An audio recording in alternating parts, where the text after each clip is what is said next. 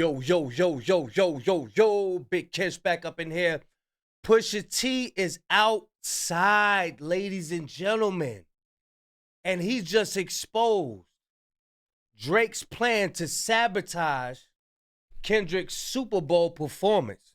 But we know that ain't gonna happen. You know why? Drake is allegedly about to go get locked down. He about to go down. But we about to react to this video. Shout out to the Petty Show. We're going to get into this reaction. And hopefully y'all having a good day. Y'all sit back, relax, enjoy this ride. You know what I'm saying? But yeah, y'all know I'm like holding y'all. Without further ado, let's get it. Do you agree with the people that Kendrick won the battle? 1000%. You truly cannot make this up, man. Drake allegedly sent Kendrick Lamar a cease and desist over the Super Bowl. That's right, man. It looks like the beef between Kendrick Lamar, Drake, and the Super Bowl is not slowing down anytime soon, because apparently Drake is so upset that Kendrick Lamar is gonna be performing at the Super Bowl that he actually sent him another cease and desist. Chains and Whips is the name of the diss track that Clips debuted at the Louis Vuitton fashion show. And TikTok is telling us that Kendrick Lamar is supposed to be on this song. Drake just got caught red-handed trying to sabotage Kendrick Lamar's Super Bowl moment. And the receipts? They're ugly. Pusha T just exposed how Drake has been plotting behind the scenes using the same dirty tricks he's tried before to tear Kendrick down. But this time the plan completely backfired. February is creeping up and you know what that means. The Super Bowl halftime show. But for Drake, it's not just any performance, it's his worst nightmare coming to life. And Kendrick? He's making it even harder to ignore. The guest even if Dot don't perform not like us, it's still gonna reflect on Drake falling. Former reveal just made things personal, and the name on that list? None other than SZA. What's up with it? Yeah, everything's smooth. I'm on the field right now. Y'all know AI don't know how to pronounce scissor. Yeah, you know, same old, keeping the body in motion. Getting that wind up. You know, this field a lot bigger than what people think, so that's a must. That went up. Exactly. Now, I've been thinking about a guest performance.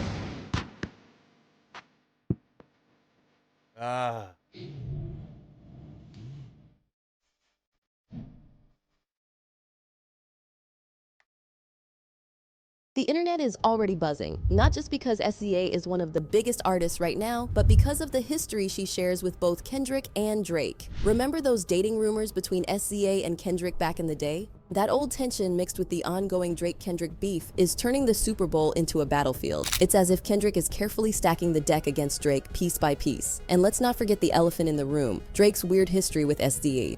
Back in 2020, Drake decided to name drop her on 21 Savage's track Mr. Right Now, casually rapping, "Cause I used to date SZA back in 08.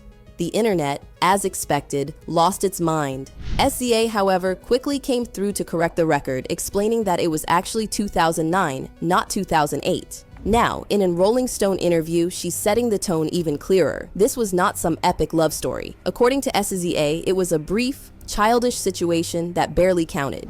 Basically, imagine the most unserious, barely a thing situationship. That's what SZA is giving us. No drama, no deep heartbreak, just two industry rookies crossing paths in New York. What makes this whole thing funnier is how unbothered she's been about it from the start. Back in December 2022, she already downplayed the whole thing in an interview with Odyssey, saying, "We're cool, we've always been cool. It's never been weird. It's never come completely out of the blue."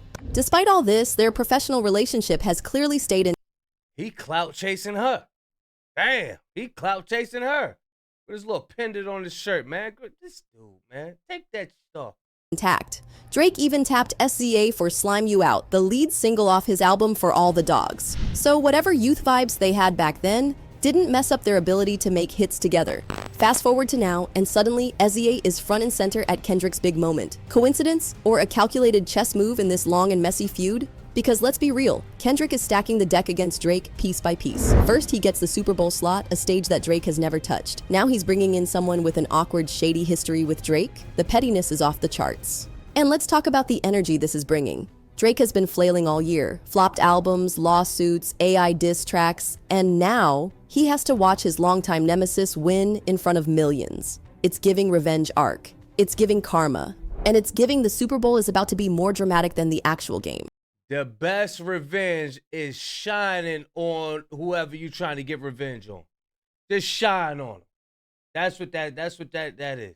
Kendrick Lamar is running 2024, and at this point, there's nothing Drake can do but watch in horror. Ever since their rap war ended with Kendrick bodying him, the Compton legend has been unstoppable. His diss track, Not Like Us, didn't just win the beef, it became a full-blown cultural reset, smashing records and turning into an anthem that the streets, the clubs, and even the industry couldn't ignore. And now, he's about to perform it on the biggest stage in music. The NFL handing Kendrick the Super Bowl halftime show isn't just a cosign, it's the ultimate flex. It's the industry screaming from the rooftops that Kendrick is the culture right now. And Drake? He has no choice but to sit back and take it. This Super Bowl should be a historic moment for hip-hop, a celebration of rap's dominance. But for Drake, it's nothing short of pure humiliation. He knows exactly what's coming, the memes, the jokes, the cameras zooming in on every awkward reaction he has that night. It's all inevitable, and the worst part? He can't stop it. Drake's legal chaos with Universal Music Group is only making things messier. In a shocking move, Drake has sued his own label, claiming they orchestrated bot streams to artificially push Kendrick's diss track, Not Like Us, in an effort to destroy his career. He's accusing UMG of working against him, intentionally boosting Kendrick's song to make him look bad. But that's not even the wildest part. Drake is alleging that Kendrick's track spread false criminal allegations against him, making it clear that he's setting up a legal battle that could have major implications down the road. While some fans are taking Drake's side, others think this is nothing more than damage control. The timing is just too convenient. Right before the Super Bowl, right as Kendrick is about to have his biggest moment, Drake is scrambling, trying to rewrite the narrative before it's too late. But this lawsuit isn't just about money, it's about pride. Drake knows he lost the battle in the streets, in the culture, and now he's trying to win in the boardrooms. One person who has been watching all of this unfold from the very beginning is Pusha T. If anyone knows... He's back. They're about to cook, y'all. Pay attention. Drake's tactics, it's Pusha. He was the first to truly expose Drake back in 2018 with The Story of Adidon, revealing his secret son and changing the trajectory of Drake's career forever. Back in 2022, while still licking his wounds from Pusha T obliterating him with The Story of Adidon, he allegedly tried to play chess by throwing a $100,000 bounty into the streets, hoping to dig up some dirt on Push. But the problem? There wasn't any dirt to dig. Pusha wrote, "You got 100,000 floating around for info? Can't no amount of money create skeletons that don't exist." Oh, he tried to pay for some what date is that? Oh, he tried to pay for some information on Pusha T too? I ain't know that. Damn. So that's what he did to Dot. Promising bank transactions and even Bitcoin. I'm upset. Push is clean. At least when it comes to the type of skeletons Drake was looking for. Even worse, the streets weren't rocking with Drizzy's bounty. Pusha himself confirmed it in an interview with Big Boy's Neighborhood. That situation just went, it just went where it went, and it's just there's no turning back. It's not like those other situations. I'll say at that point, it wasn't even about battle rap or any of that. It was just the information was too shocking. It was, like I said, it was on his part, it was a genius chess move. He obviously has no, when it comes to me, he's not gonna have any morals or respect. So the other elements of the record. Didn't you mention his wife? What you mean, no morals? This is the stuff. This is the stuff. He look at himself as better than everybody.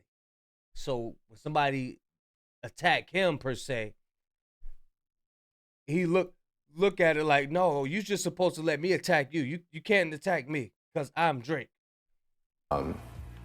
Whether it be just the shit that he's making up about my mom and my dad and all this or obviously the part that hit me the most, which is wishing that my friend that has an illness dies. That to me is just not really wavy. I'm just not really with that. And when I did say, oh, there's rules to this, I didn't mean there's rules that anybody has to follow. Some random street dude, not even his homie, hit him up just to let him know what Drake was trying to pull. A female handler, clearly working for Drake, even reached out to one of Push's close associates, hoping he'd fold. But dude played the game, entertained her, and instead just used the situation to report back to Push.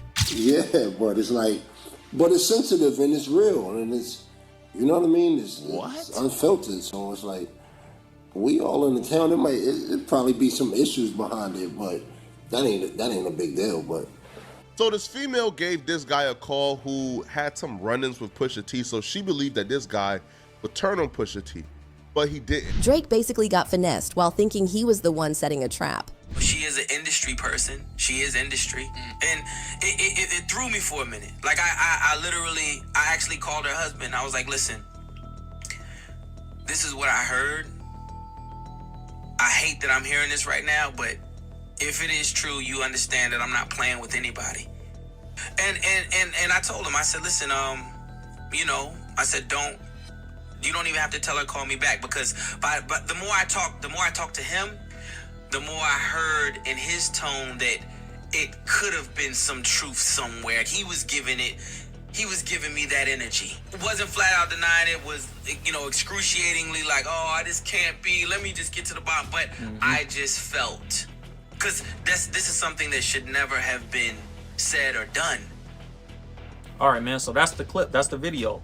So I think it's super interesting to hear Push say the same thing that Kendrick is saying, and they both beefing with Drake, to say that he used the same tactic against him. And even you know, for Push to have somebody that was so industry around him that just wanted the relationship with Drake so bad that they was willing to backstab him that way, you know, it's a crazy thing. And I thought he kept it gangster, letting her husband know, like, I'm gonna call her husband on some G, you know what I mean? I'm gonna keep it gangster with you, bro.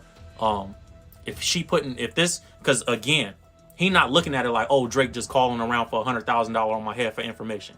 He looking at it from a street perspective, bro. Like, hold on, if she's mediating the $100,000 for Drake, like, oh, I'll give you $100,000 if you can give me some information to take back to Drake. And Pusha was unbothered, laughing at the attempt, because in his words, you can't create skeletons that don't exist. And what's wild is that Kendrick also exposed Drake's lil habit of paying for dirt on his enemies. On 6/16 in LA, he rapped, "It was fun until you started to put money in the streets, then lost money because they came back with no receipts." That's a read. Imagine throwing cash out like that and the streets just collected and bounce. Not to mention Kendrick wasn't done. In Euphoria, he again called out Drake for hiring people to dig up dirt instead of standing 10 toes down. Why would I call around trying to get dirt on N-words? Y'all think all my life is rap? And this is where it gets funny, because Pusha T loved it. Kendrick even gave him a little nod in Euphoria, rapping, "Let me see you, Pusha T." When Pusha was asked how he felt about it, he didn't even try to downplay it. Speaking of internet antics, let's not forget the time Pusha's name was trending on Twitter for the most ridiculous accusations, like people tweeting about him selling coke to their imaginary third-grade cousins and impregnating salamanders. Of course, fans suspected Drake was behind the Twitter bot attack, but the thing is, Jim Jones also had beef with Push at the time. Yet Jim stood 10 toes down, never hiding behind bots. Meanwhile, Drake, well, he let the internet do the work for him per usual. Drake and his bots have a long history, just like he and Push do. Their drama dates back to 2011 when Push came for Drake's ghostwriting ways. And let's be real, that was one of the first times the street started questioning Drizzy's pen. Then came the infamous "Don't F With Me" freestyle, where Push flipped Drake's "Dreams Money Can Buy" beat and called out the fact that new rappers act like bosses just because they get a little bit of fame. Rappers on their sophomores acting like they boss lords, fame such a funny thing for sure, when in, as "Start Believing All Them Encores," Drake clapped back on Tuscan Leather in 2013. But nothing really hit until the story of Adidon in 2018. That was a Bro, this was a shocker right here. This was a shocker. For real. nuclear bomb. "You are hiding a child, let that boy come home." The moment the world found out about Adonis. And ever since then, Drake's been moving shaky. Now here's where it gets spicy. Kendrick might have just kept that legacy alive, because if the streets are to be believed, he just exposed Drake for allegedly hiding a daughter too. In Meet the Grams, he raps, "Dear baby girl, I'm sorry that your father not active inside your world. He don't commit to much, but his music, yeah, that's for sure. He a narcissist, misogynist, living inside his songs, try destroying families rather than taking care of his own." This right here, the Adonis moment part 2. If true, this could be another devastating blow to Drake's whole image. And speaking of Push, word on the street is he's teaming up with Kanye to drag Drake even further. And this time, the Kardashians are in the mix. Drake's been circling that family for years. There were rumors about him and Kylie after he popped up at her 16th birthday party. And let's not even get started on the whispers about him and Kris Jenner. But the real tea? His connection with Kim K. When she filed for divorce, Drake wasted no time stirring the pot. Allegedly, he was pressed about Kim being with Kanye in the first place and saw her being single as his moment to swoop in. A source even claimed Drake had been saying it for years that Kanye was not the right person for Kim, and added how it would all end in tears. Drake also stated how he was surprised that it took her long to realize, and he decided to message her the moment it became clear that the divorce was inevitable. And Kanye, he hated that energy. He's been publicly calling out Drake's shady ways for years. It's with Drake, That's the whole thing. It's like morality and likability are not connected. They're usually the opposite. Right. Usually the most immoral people are the ones that are the most likable. So if I say I like Drake, it's not because he's a good person. It's because I like him. Right. You understand? Yeah.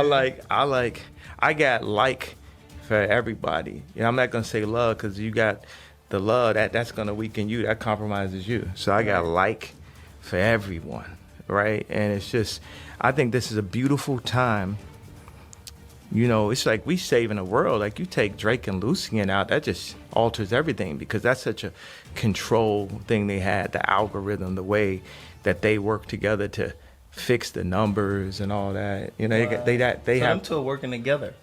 Absolutely. Like I think we're gonna name this after a dragon, some demonic like Drake and all. He even hinted at Drake possibly fathering Kylie's second Look, we naming this dude after dragons and shit, man. Come on, man. child. Now that's probably a reach, but the point is, the drama between Drake and the Kardashians is real and it's messy. Nick Cannon even co-signed the idea that Drake has been lurking in Kardashian territory for way too long. I was so into. I think Drake smashed Kim K, no cap.